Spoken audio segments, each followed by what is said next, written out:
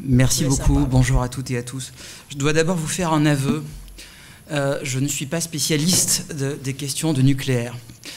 Par contre, je m'intéresse, évidemment, comme on vient de vous le dire, à l'histoire économique et à l'histoire des entreprises, et particulièrement à l'histoire bancaire.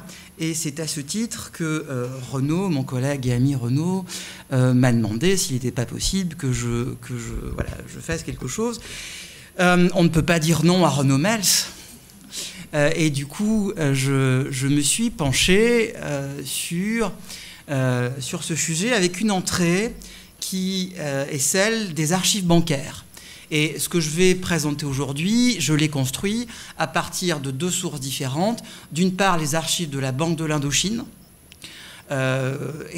qui est le principal établissement bancaire au moment où le CEP s'installe, je vais en parler. Et d'autre part, les archives d'une autre structure qui n'est pas vraiment une banque, que je vais vous présenter, qui est la Société d'équipement de Tahiti et des îles, qui est née sous un autre nom, la CEPOF, en 1959. Et cette CEPOF est en fait une émanation, je vais vous montrer le montage, de la Caisse des dépôts et consignations.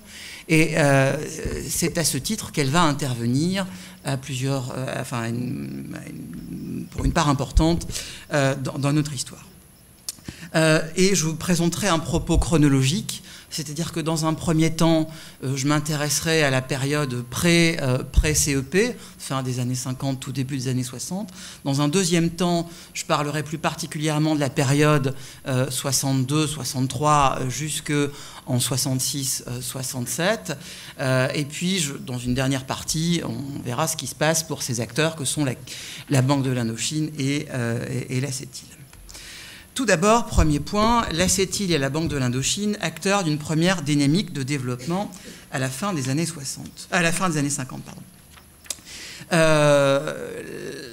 Au lendemain de la Deuxième Guerre mondiale, la Caisse des dépôts et consignations, qui a une expérience internationale ancienne, dès le 19e siècle, décide d'intervenir outre-mer dans des activités qui font déjà sa renommée en métropole dans les années 50, à savoir l'aménagement régional d'une part et le développement urbain d'autre part.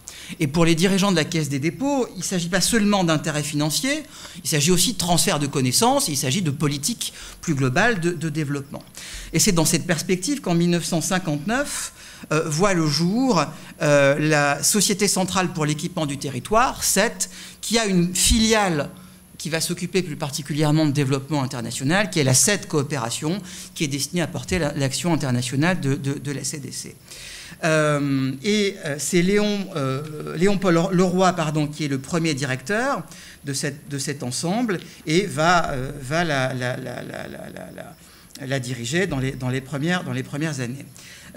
Assez rapidement, l'organigramme de la CET va s'étoffer, comporte plusieurs directions générales, des services administratifs et financiers, et 8 directions régionales. Et parmi ces 8 directions régionales, il y a une direction Pacifique qui a comme relais sur place une structure qui est créée en 1959, enfin 60, qui est la CEPOF, Société d'équipement de la Polynésie française. Alors, vous avez la répartition de son capital social sur le tableau 1.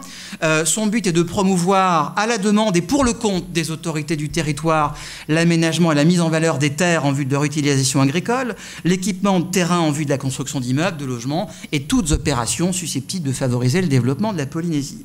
Alors, qui sont les actionnaires? Vous avez le comité central de coopération économique, la Caisse des dépôts et consignations, CET Coopération, et puis 4 personnes physiques qui sont en fait les dirigeants à la fois de CET Coopération et de CET. Assez rapidement,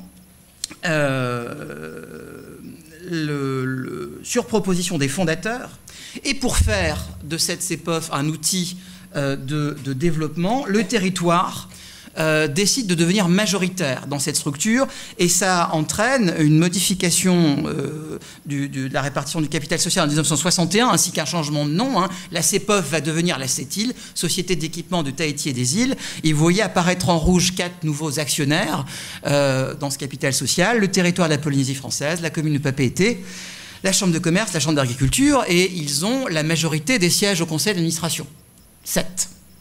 Et cette société, cette CETIL, je vais l'appeler comme ça à partir de maintenant, était gérée un peu de manière particulière, parce que c'est en fait la CED Coopération qui assure la gestion, mais c'est effectivement le territoire polynésien, c'est le sénateur Poroy, enfin il n'est encore pas à ce moment-là, mais il va le devenir, qui en préside le conseil d'administration. Alors la CETIL compte une quinzaine d'employés. Alors il y a 5-6 expats, dont la direction, et une dizaine de Polynésiens, dont des dessinateurs, des manœuvres et des secrétaires. Et ce que fait d'abord la CETIL, c'est d'une part de mener des études à la demande du territoire sur le développement du tourisme, de l'urbanisme, l'habitat et le plan d'assainissement de Papeete. On lui demande de réfléchir à l'aménagement du domaine Kelom à Moorea en vue de l'installation de 50 familles de planteurs polynésiens, etc., etc. Et les premières opérations, elles, concernent le lotissement de Faa, le lotissement de Faa, oui, 5 hectares, 224 logements économiques, des lotissements en vue de logements semi-économiques pour des fonctionnaires et des salariés moyens, ainsi qu'un centre commercial, celui du Turoa, la zone commerciale industrielle de Whareouté, société hôtelière de Tanun, centrale électrique de Papeete. Lorsque la CETIL démarre son activité, le principal établissement bancaire sur la place, c'est la Banque de l'Indochine. Alors, je ne vais pas refaire l'histoire de la Banque de l'Indochine. Hein, j'ai pas assez de temps. On va simplement rappeler que la Banque de l'Indochine a été fondée en 1875 par le comptoir d'escompte de Paris, le Crédit industriel et commercial, pour être une banque d'émission des colonies de Cochinchine et de Pondichéry. Et la Banque de l'Indochine ouvre une succursale à Papeete en 1905. Son premier boulot, c'est d'assainir la situation monétaire. Hein, c'est son premier directeur, Georges Renaud, qui s'en charge, puisqu'à ce moment-là, un certain nombre de transactions courantes s'effectuent encore avec des pièces péruviennes et chiliennes qui n'avaient pas cours légal sur le territoire. Et la succursale, dans les rapports des directeurs, est, je cite, ensuite une succursale sans problème. Il n'y a effectivement pas de problème majeur. On a affaire à une banque qui va participer progressivement au développement économique du territoire grâce à un certain nombre de projets.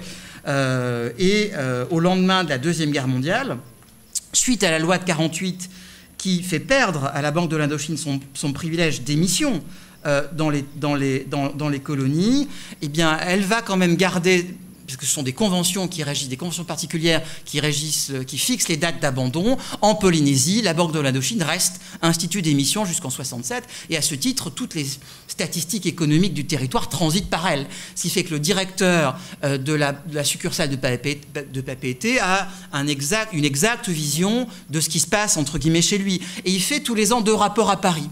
D'abord, un bilan de la banque, et d'autre part, un rapport qui s'appelle un rapport de situation économique. Vous avez derrière moi des photographies de ces archives. Donc les archives sont dans les archives du groupe Crédit Agricole aujourd'hui à Paris. Et dans ces rapports qui sont très complets, vous avez des chapitres qui sont consacrés à la balance commerciale, à la situation monétaire, au tourisme, etc., etc. Et on note dans le rapport de 63, la sauce suivante, c'est la photo de gauche, l'année 63 a été marquée pour la Polynésie par une importante modification des facteurs économiques traditionnels. Alors, je ne veux pas revenir sur le revenu des exportations classiques, Bernard Poirine en a parlé. Le tourisme, par contre, est en expansion notable, mais surtout, l'implantation à partir du 2e semestre de l'année des premiers éléments du CEP a entièrement bouleversé la vie économique et sociale du pays. De très importants achats de terrain, l'arrivée d'un nombreux personnel civil et militaire, le démarrage de grands travaux de construction ont apporté un afflux important d'argent dans le territoire. Et notre banque, de ce fait, a vu son activité s'accroître dans des proportions appréciables. Il aurait même pu ajouter inconnu jusque-là. Et la question qu'on peut se poser maintenant, c'est de quelle manière ces 2 établissements vont contribuer à ce qu'ils appellent les grands travaux du Pacifique. Et aussi bien dans les rapports de la CETIL que dans les rapports de la Banque de l'Indochine, le mot de CEP revient très rarement. Il n'est pas non plus question de nucléaire. Parfois, on a l'impression qu'ils auraient installé des terminaux pétroliers, que ça aurait été la même chose pour eux. Hein. L'aspect, la nucléarité des choses, si je puis dire, n'est pas là. Par contre, il parle des grands travaux du Pacifique. Et du coup, la question qu'on peut se poser dans un deuxième temps, c'est quel rôle jouent-elles, ces deux structures, dans les grands travaux du Pacifique? Alors pour l'ACETIL, c'est assez simple. L'ACETIL va jouer un triple rôle pour le compte des militaires et du CEA, du CEP, qui va entraîner un gonflement de son chiffre d'affaires en 2 ans. Ça vivotait, mais entre 62 et 64, ça va exploser. D'abord, l'achat de foncier, alors qui va être responsable d'une effervescence immobilière aggravant par là même le problème du logement. Renaud en parle dans le livre et dans le rapport. Il y a évidemment l'acquisition de 100 hectares de terrain grâce à des prêts de la Caisse des dépôts et consignations. Et alors ce qu'il y a d'intéressant, c'est que ces terrains sont ensuite revendus à l'État en décembre 64 en tenant compte de tous les frais annexes, intérêts intercalaires, honoraires de 3%, coût des travaux de mise en état des salles. Donc c'est une bonne affaire pour l'ACETIL. Deuxième domaine, les études. C'est à l'ACETIL qu'un certain nombre d'études sont confiées, aménagement de domaine de Taonnet, études et préfinancement de certains travaux de voirie, d'aménagement à Faré-Outé. Sur le plan opérationnel, c'est l'ACETIL qui met en état des sols sur certains terrains et qui va également construire un premier programme de 110 logements pour des familles militaires, prélude à des programmes ultérieurs. Ce qui fait qu'en 2 ans, l'ACETIL va représenter progressivement 4,5% du chiffre d'affaires total de cette coopération, ce qui n'est pas rien. Alors, vous le voyez peut-être mal, je suis désolé pour la taille, mais c'est juste après le chiffre d'affaires des succursales en Afrique du Nord, mais c'est bien devant le chiffre d'affaires de cette coopération dans beaucoup de pays d'Afrique noire. Ce qui fait que c'est un comptoir important en termes de chiffre d'affaires pour la Caisse des dépôts.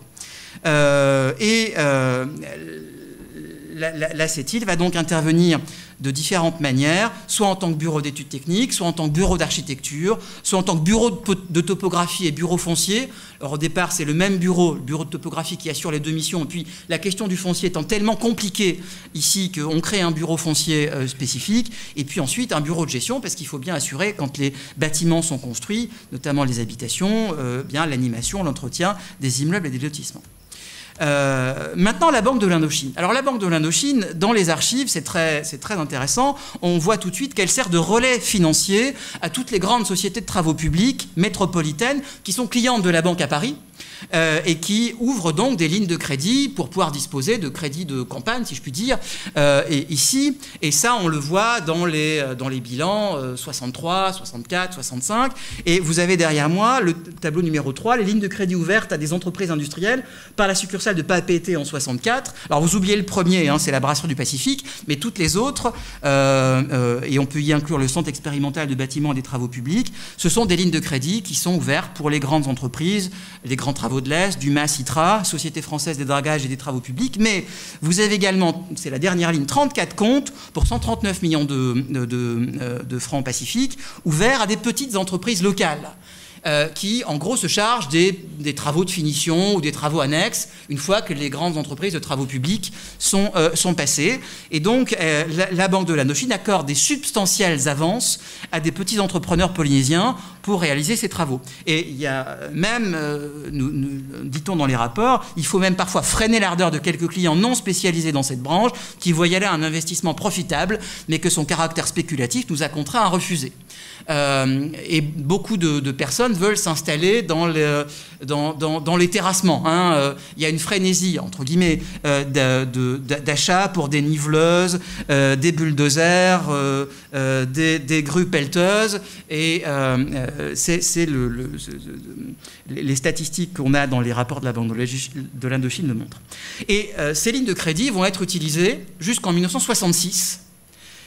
De manière différente, parce que certaines grosses entreprises ont l'habitude de tout régler directement, d'autres font ça depuis Paris et n'utilisent pas les lignes qui ont été ouvertes ici, donc ça va dépendre. Il n'en reste pas moins que tout ça perdure jusqu'au désengagement des entreprises qui intervient à la fin du premier semestre 66, et à ce moment-là, les rapports annuels de la succursale jusque-là font une grande place à l'avancée des grands travaux du Pacifique et de leurs conséquences immédiates. À partir de 64, apparaît une rubrique dans leur rapport annuel qui est la rubrique CEP. Et dans cette rubrique, Donc le directeur de la Banque de l'Indochine est très très bien renseigné. On peut suivre année par année l'avancement des travaux. Et vous avez ici des extraits du rapport de 63. Vous voyez, on parle des grands travaux militaires. Hein. Alors, le secret entoure ce qui se passe sur les atolls, mais ce qui se passe ici sur l'île de Tahiti est tout à fait connu. Et puis, de même que sont connues déjà les conséquences immédiates sur l'économie et la société polynésienne, du côté de la construction, des importations, des excédents budgétaires, de l'inflation et de la pénurie de personnel, sur lequel et le rapport et le livre reviennent. J'imagine que le temps passe. 8 minutes. 8 minutes. Ça me laisse le temps pour faire la troisième partie. Qui va nous emmener un peu plus loin, un peu après ce feu de paille militaire. L'expression n'est pas de moi. Hein. L'expression, elle revient à la fois dans les rapports de la Banque de l'Indochine et dans les rapports de la CETIL, qui alors très très tôt, dès 63, se disent et après le feu de paille militaire, qu'est-ce qu'on va faire? Et pour mieux comprendre ce qu'ils vont faire, il faut faire un petit détour et revenir et contextualiser les choses pour revenir sur les questions d'habitat et d'urbanisme du grand Papeete au milieu des années 60. Alors on est au moment de l'étude du cinquième plan quinquennal. On a une agglomération urbaine de 35 000 habitants avec une croissance annuelle de 3%, soit 5 500 personnes à loger dans les 5 ans, un parc immobilier vétuste, puisque 50% des 7 000 logements de Papeete sont soit insalubres, soit demandent à être renouvelés. Et il faut donc construire en gros annuellement 200 logements pour tenir compte de l'accroissement démographique, plus 350 pour remplacer ce qui est vétuste ou usagé, plus 250 pour renouveler, je dirais, normalement le parc, ce qui fait 850 logements annuels à construire. Et un certain nombre de paramètres rentrent en compte. Les habitudes des Polynésiens, puisqu'on nous dit que le Tahitien reste attaché au logement individuel avec jardin. Les solutions d'immeubles collectifs de type social d'un prix de revient pourtant moins élevé ne semblent pas devoir être adoptées et ne correspondent ni aux coutumes locales ni d'ailleurs au climat. Et on envisage du coup différents niveaux de qualité donc dans ce plan, dans cette étude de 65, qui doit beaucoup d'ailleurs aux urbanistes et aux ingénieurs de la CETIL. Ce rapport pointe également le problème du foncier. Hein. Il y a une raréfaction des terrains sur la plaine côtière, il est très difficile d'aménager les zones de montagne. Bref, tout ça favorise des entreprises qui ont déjà le matériel, le savoir-faire, la surface financière et surtout les moyens de mobiliser des capitaux auprès d'interlocuteurs financiers. Et un certain nombre de solutions proposées par ce plan quinquennal. Et c'est dans ce contexte-là que la CETIL va admirablement réussir sa diversification, puisque, alors, très tôt consciente que le feu de paille militaire ne durerait pas, elle va se diversifier dans 4 directions. Enfin 5, mais il y a une catégorie divers, on va la passer rapidement. D'abord l'urbanisme. C'est son plan pour l'agglomération de Papeete qui est adopté en 66, et ensuite d'autres seront adoptés à Bora Bora, Maina ou Pirae. La CETIL surveille et fait des études pour beaucoup d'opérations, cité scolaire de Taonai, prolongement de l'avenue du Prince-Inouï, stade olympique, piscine olympique, marché de Pirae, lotissement du terrain Bambridge, pardon, je l'ai appelé comme ça, mais voilà. Dans le tourisme, dans le lotissement de terrain et la construction de logements. C'est également elle qu'on va solliciter, enfin que va solliciter la Fondation Saint-Gerbe-Polignac pour les travaux du musée Gauguin. Même chose pour l'extension de la centrale électrique pour le compte des établissements Martin. Et j'ai résumé ici, alors c'est un tableau vaste, mais ce sont toutes les opérations entre 62 et 71, donc foncière, immobilière, dans laquelle la CETIL participe, soit à titre de maître d'ouvrage, soit à titre de maître d'œuvre. Et c'est assez important, ça mobilise des sommes considérables, et tous les projets, je les ai listés ici, mais j'en oublie un qui n'est pas des moindres, qui est la concession de l'aéroport de Tahiti-Fa'a à partir de 64. Et là, il y a également des choses très intéressantes à dire, puisque cet aéroport, alors on va pas revenir sur sa création, 56, 57, 58, pour qui, pourquoi, ne me jetez pas des tomates. Simplement, il n'en reste pas moins vrai que la direction de l'aviation civile en Polynésie cherche un exploitant qui soit capable de gérer un équipement particulier. Un aéroport, c'est pas n'importe quoi, puisqu'il faut à la fois gérer les choses ici, mais en même temps gérer l'extension, aller chercher les financements, les crédits, et en même temps servir de partenaire aux collectivités locales. Or, la CETIL, depuis 4-5 ans, elle sait déjà faire ça. Hein.